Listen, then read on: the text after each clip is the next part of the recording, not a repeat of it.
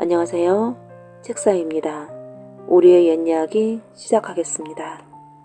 보기와 덕이가 서로 얼굴을 마주봤다. 손님도 없고 심심해서 그래. 말동무한 듯 생각하고 앉았다 가. 여자가 앉으란 듯이 제 옆자리를 손으로 탁탁 쳤다. 눈치를 보던 보기가 먼저 엉거주춤 여자 옆으로 가 엉덩이를 내려놓았다. 덕이도 쭈뼛쭈뼛 친구를 따라했다. 기분 나쁜 얘기일지도 모르지만 여자가 둘이 얼굴을 번갈아 쳐다보며 입을 열었다. 가채 얘기하다 보니 옛날 얘기 생각나서 말이지. 가채라는 말이 나오자 보기 눈이 반짝했다. 내가 어렸을 때 겪었던 일이야. 여자가 옛날을 떠올리듯 먼 곳을 쳐다보며 이야기를 시작했다.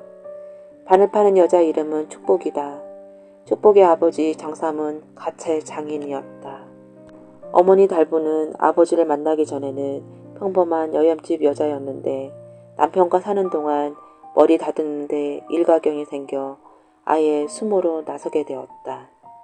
가채는 제작하는 손이 꽤 많이 가는 물건이었다. 달부는 남편 조수 역할을 하며 머리 만지는 법을 익혔다. 만드는 건 남편이라도 남녀가 유별한 터에 그걸 쓸 여자들 머리까지 직접 매만질 수는 없는 노릇이었다. 그래서 달분이 그 일을 맡았다. 장삼의 뛰어난 솜씨에 달분의 영업 실력까지 더해져 부부를 찾는 사람은 날이 갈수록 점점 늘었다.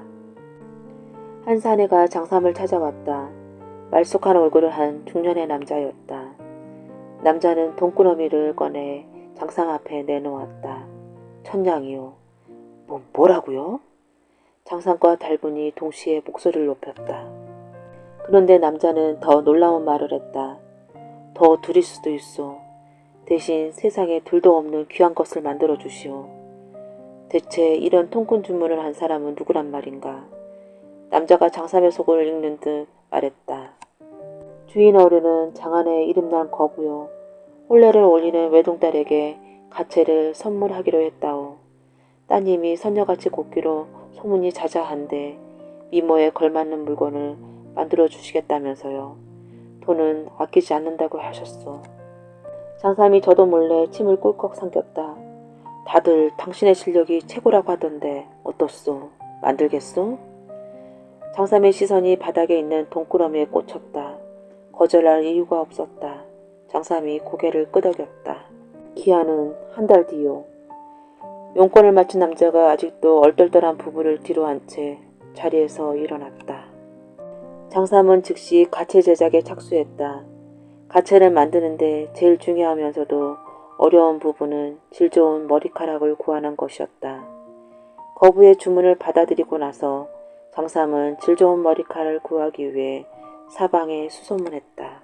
제법 오랜 시간이 걸린 뒤에 더할 나위 없는 만족스러운 머리카락을 입수했다. 대체 이렇게 좋은 걸 어디서 구했소? 장삼이 머리카락을 가져온 남자에게 물었다. 비군이 사원에서요. 남자는 머리를 깎는 사람이 18 꽃다운 아가씨라고 했다. 돈이 얼마요? 장삼이 물음에 남자는 원래 책정했던 재료값보다 2배 높은 가격을 불렀다. 그래도 장삼은 군말 없이 돈을 치렀다. 머리카락을 구하고 나니 다음은 일사천리였다. 재료가 훌륭해서 염색 같은 사전 작업도 필요 없었다. 다만 한 가지 마음 걸리는 것이 있었다. 당신은 여인네 물건을 만들면서도 여인 마음은 잘 모르는군요. 달분이 고민하는 장삼에게 말했다. 고와진다면 고통 따윈 아랑곳 않는 게 여자예요. 목이 부러진다 해도 기꺼이 쓰려고 할걸요. 아내 말에 결심을 내린 장삼은 치렁치렁한 머리를 곱게 따은 뒤 네 겹으로 실타래를 두르듯 틀어 올렸다. 완성된 가채는 장삼의 눈에도 아름다웠다. 이토록 아름다운 가채는 앞으로도 2번 다시 만들지 못할 것 같았다. 금화가 거울 속에 비친 제 얼굴을 마치 홀린 듯이 바라보았다. 아버지도 가채가 흡족한 모양이었다. 조선 팔도 최고 미인이라 해도 부족함이 없겠구나. 천냥도 아깝지 않다. 딸이 완성된 가채를 쓴 모습을 본 아버지는 그렇게 말했다. 금아가 거울 속 자신을 보며 홀린 것처럼 중얼거렸다. 처음 가채를 머리 위에 올렸을 때 금아는 목이 꺾이는 줄 알았다. 가채가 머리에서 떨어지지 않도록 늘 목과 허리를 빳빳이 세우고 있어야 했다. 거울 속 제 모습에 황홀해하던 금아가 어깨 쪽지에 푸릇푸릇한 반점 같은 걸 발견했다. 이게 뭐지? 금아가 옷을 내려 살펴보았다. 가만 보니 누군가 손으로 금아의 두 어깨를 꽉 움켜쥔 것처럼 양쪽 다 가느다란 손자국이 찍혀져 있었다. 금아는 온몸에 소름이 돋았다. 금아는 시아버지 방으로 걸어가고 있었다. 아침에 건너뛴 문안 인사를 드리기 위해서였다.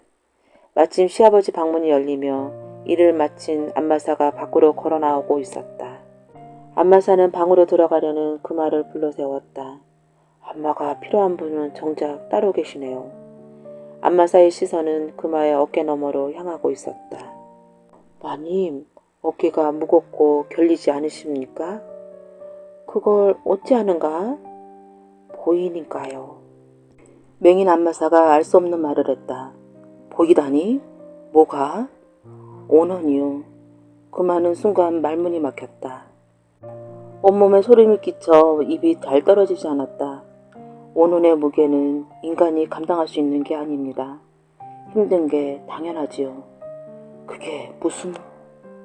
안마사가 재빨리 금아의 말을 가로막았다.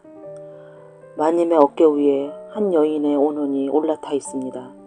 달래주지 않으면 안 좋은 일이 생길 겁니다. 안마사는 금아를 남겨둔 채 탁탁탁 지팡이 소리를 내며 사라졌다. 며칠 뒤 깊은 밤이었다. 금아는 침소에 홀로 잠자리에 들었다. 눕자마자 스르르 눈이 감기며 잠이 몰려왔다. 낮 동안 피로가 쌓인 모양이었다. 시부모님은 친절했고 남편도 잘해주었지만 아직은 모든 게 낯설었다. 정적이 내려앉은 방 안에서 정체를 알 수 없는 소리가 들렸다. 꿈결에 기이한 소리를 들은 금아가 눈을 살포시 떴다. 뭐지 이건? 소리는 멈추지 않고서 점점 더 분명하게 점점 더 가까이 다가왔다. 결국 금아는 오돌오돌 떨면서 몸을 일으켰다. 긴 뱀 같은 형체가 금아의 이불 속으로 파고들었다. 뱀처럼 생긴 것이 뱀과는 달리 시커먼 털로 잔뜩 뒤엎인 것 같았다. 까! 금아는 더 참지 못하고 비명을 질렀다. 한밤중에 며느리가 자다 말고 비명을 지른 통에 집안은 온통 난리가 났다. 하인들과 남편, 시어머니까지 달려왔다. 금아는 더듬더듬하면서 남편과 시어머니에게 자신이 간밤에 겪은 일을 얘기했다. 믿어주지 않을까봐 결국 안마사가 했던 말까지 덧붙였다. 시어머니 안색이 파랗게 질렸다. 그런 얘기를 듣고도 왜 잠자코 있었니? 예상대로 시어머니는 타박부터 했다. 대체 오난이라니 혹시 뭐라도 짚히는 게 있느냐? 금아가 고개를 흔들었다. 가채와 연관이 있을 거라고 막연히 짐작할 뿐이었다. 가채를 내다 버려라. 안 됩니다. 금아가 펄쩍 뛰었다. 안 된다고? 시어머니는 기가 막힌 표정이었다. 그런 일을 겪고서도 그걸 쓰겠다는 거냐? 금아는 시어머니 이해를 바라는 건 아니었다. 가채 때문에 생긴 일이라 단정할 수도 없지 않습니까? 당분간 제가 이 사람 침소에 머물며 지켜보겠습니다. 그 말에 시어머니는 물론 금아까지 화들짝 놀라 남편을 쳐다보았다.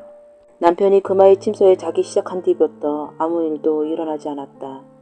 그날도 금아와 남편은 손을 잡고 나란히 잠자리에 들었다. 얼마나 시간이 흘렀을까. 시커먼 머리칼이 꿈틀거리며 움직이기 시작했다. 스스스.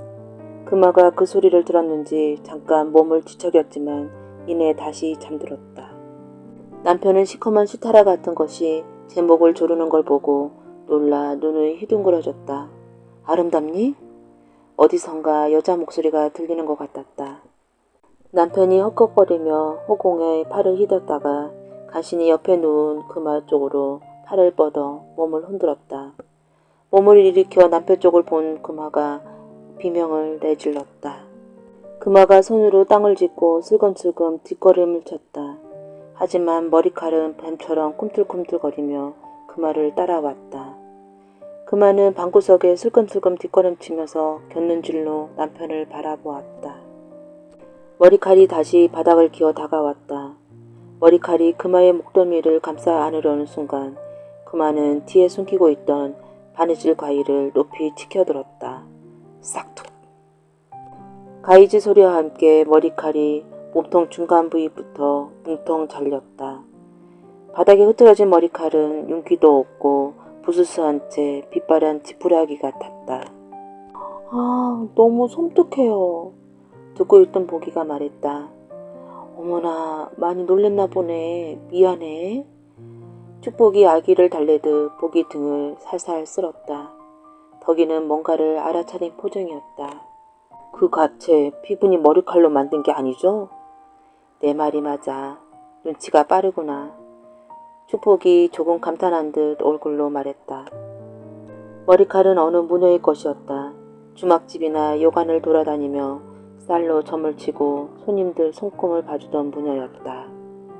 어느 날 점을 보고 돌아가는 길에 아름다운 머리카락에 홀린 불량배 4명이 몰래 무녀 뒤를 밟았다. 마침내 숨을 거두고 말았다. 무녀의 탐스러운 머리칼을 정수리 부위부터 통째로 풍덩 잘라갔다. 예상대로 무녀의 머리칼을 사겠다는 사람은 줄이었다. 애꿎게 피해를 입은 건 장삼내였다. 귀신이 나오는 가채 소문이 퍼지자 한때 문지방에 닳도록 드나들던 손님들은 발걸음을 뚝 끊었다. 장삼은 제 팔자를 원망하며 술만 퍼마시다가 얼마 후 세상을 떠났다. 그 길로 달부는 축복을 데리고 한양을 떠났다. 보따리를 든 축복이 쌀이문 밖을 나서 태연하게 걷기 시작했다. 해가 떨어지지 않는 시각이라 땅바닥에 축복의 긴 그림자가 드리워졌다.